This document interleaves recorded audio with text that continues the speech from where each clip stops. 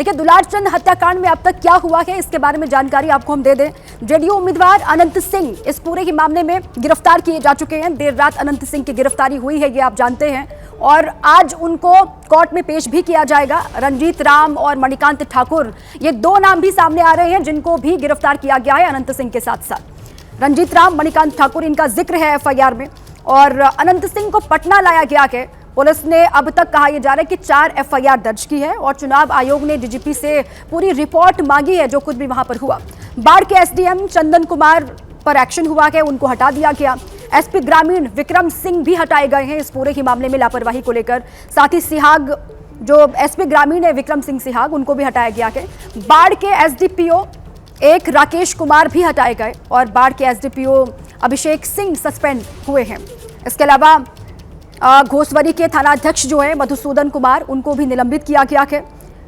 भदौर थानाध्यक्ष जो है रविरंजन चौहान, उनको भी निलंबित किया गया है। इस पूरे ही मामले में लगातार एक्शन भी हुआ और अनंत सिंह की गिरफ्तारी को लेकर ही सवाल पूछा जा रहा था कि जब परिवार बार बार ये आरोप लगा रहा है कि अनंत सिंह ही मुख्य आरोपी हैं, वहां पर समर्थकों ने देखा है किस तरीके से उन्होंने दुलारचंद यादव पर गोली चलाई है और उसके बाद भी पुलिस अनंत सिंह को बचाने की कोशिश कर रही है। ये सवाल लगातार उठ रहे थे अंकित, और उसके बाद पुलिस पर एक प्रेशर, जिसके बाद घर पहुंची देर रात और गिरफ्तार अनंत सिंह को कर दिया गया। हालांकि अनंत सिंह पर जो आरोप लग रहे थे उसे बार बार वो खारिज भी कर रहे थे और कल तो प्रचार करते हुए दिखाई भी दिए।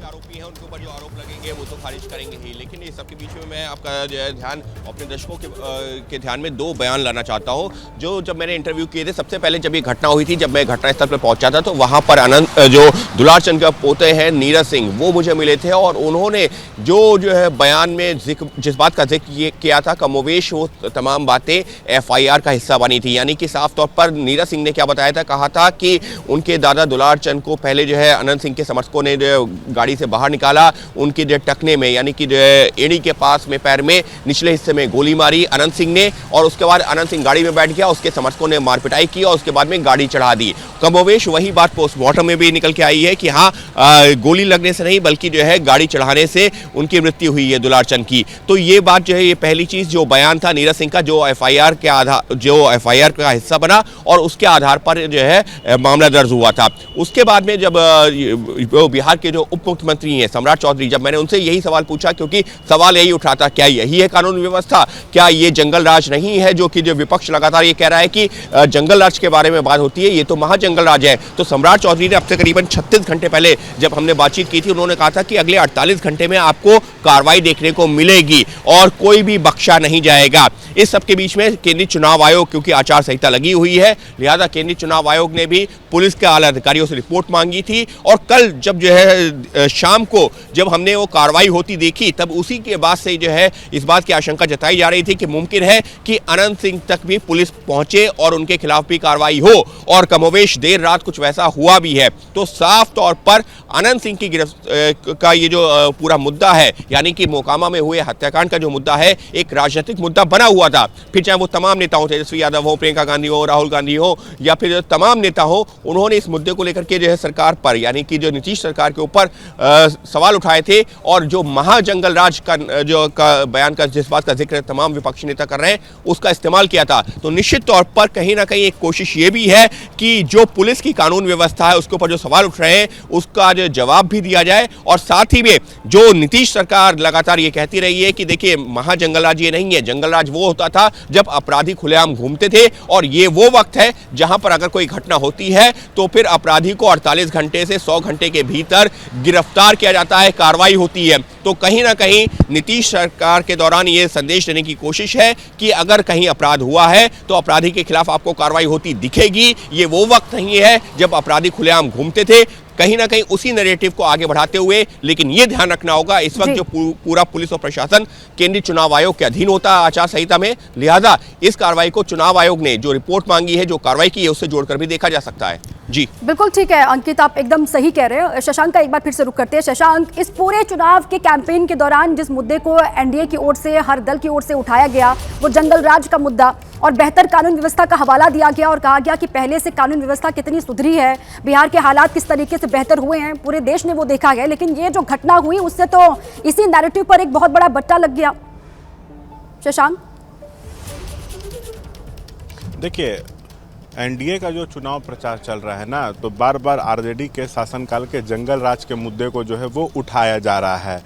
एनडीए चुनाव को सुशासन बनाम जंगल राज के मुद्दे पर ले जाने की कोशिश में है, लेकिन इसी बीच 3 बड़ी घटना हुई। एक तो दुलार चंद यादव बाहुबली नेता की हत्या हो गई, उसके बाद सिवान में जो है पुलिस अधिकारी की निर्मम तरीके से धारदार हथियार से हत्या की गई, आरा में डबल मर्डर हुआ, पिता पुत्र की जो है वो हत्या कर दी गई।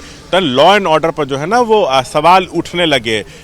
विपक्ष बोलने लगा कि आखिर आप जंगल राज पे हम लोगों को घेरते हैं, तो जो अभी के हालात हैं क्या वो महाजंगल राज नहीं है, क्या ये राक्षस राज नहीं है। सवाल उठ रहे थे कि क्या नीतीश से गृह विभाग नहीं संभल रहा है। इसी बीच अनंत सिंह की जो है वो गिरफ्तारी हो गई है। तो मैंने बताया कि जो मैं समझ पा रहा हूँ सीधा मैसेज है, नीतीश ना किसी को फंसाते हैं ना बचाते हैं। ये भी दिख रहा है कि चुनाव आयोग काम कर रहा है। चुनाव आयोग पर सवाल उठ रहे थे, जिस तरह से कल खुलेआम घूम रहे थे अनंत सिंह चुनाव प्रचार में। और देखिए यहाँ पर क्या है ना कि मुकाबला जो है 2 बाहुबलियों के बीच है। मोकामा सीट पर सबसे हॉट सीट है बिहार चुनाव में, और इसमें यह समझने की जरूरत है कि सूरजभान की पत्नी जो है वीना, वो आरजेडी प्रत्याशी हैं, अनंत सिंह जदयू प्रत्याशी हैं।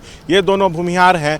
तो क्या है कि अब अगर जातीय गोलबंदी होती है तो सिर्फ मोकामा ही नहीं, मोकामा, बाढ़, फतुहा, बख्तियारपुर, सूर्यगढ़ा, लखीसराय, मुंगेर, बरबीघा, कई ऐसे क्षेत्र हैं जहां पे प्रभाव जो है वो पड़ सकता है। लेकिन अब गिरफ्तारी हुई है तो कहीं ना कहीं अब महागठबंधन जो है अब क्या बोलता है ये देखना पड़ेगा। लेकिन ये है कि अब उनको आज मजिस्ट्रेट के पास जो है पेश किया जाएगा। साथ में जो उनके 2 लोग और हैं, रंजीत और मणिकांत ठाकुर, और रिमांड की मांग जो है वो की जा सकती है। और देखिए इस मामले में अभी कई ऐसे लोग हैं जो फरार हैं। तो जो हमको जानकारी मिल रही है सोर्सेस से कि अभी भी मोकामा टाल के इलाकों में और बाढ़ के जो कुछ दियारा इलाके हैं वहां पर पुलिस की टीम जो है ना वो लगातार देर रात से जो है वो छापेमारी कर रही है। तो जो गिरफ्तारी की संख्या है और वो बढ़ सकती है। और देखिए यहाँ पे क्या है कि रोड़ेबाजी, पत्थरबाजी भी हुई थी।